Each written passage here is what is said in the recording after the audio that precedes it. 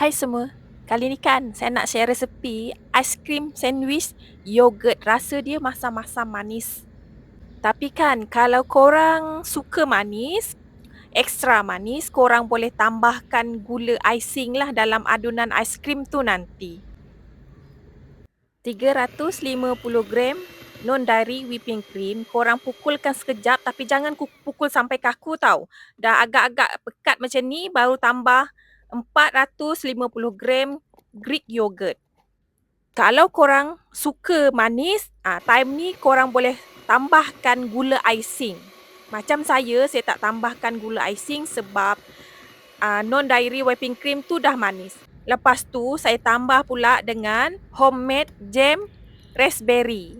Tapi kalau korang nak tambah dengan apa-apa jam yang ready to eat dekat kedai pun boleh, tak ada masalah. Kalau dah siap macam ni, ketepikan dulu. Jom kita susun roti hapseng, cracker dekat bekas macam ni lah.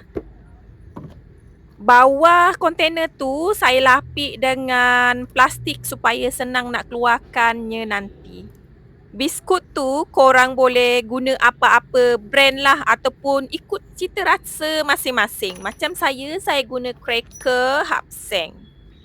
Biskut tu dah susun kemas-kemas, baru tuangkan krim aiskrim yang kita buat tadi. Korang susun kemas-kemas macam ni lah. Rata-ratakan. Kalau dah kemas rata macam ni, ambil biskut cracker tu, susun lagi atasnya. Lepas tu, tutupkan kontainer ni, simpan dalam peti ais selama 1 hari. Macam saya simpan dalam semalaman dalam peti ais. Nak bagi dia keras.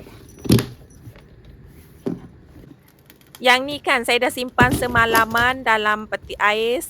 Esoknya saya keluar je, saya terus potong. Dia dah keras cantik macam ni. Kalau kontainer tu korang lapik dengan plastik kan, memang senang nak keluarkan macam ni, nampak? Senang kan saya keluarkan sebab saya dah lapik bawah dia tu.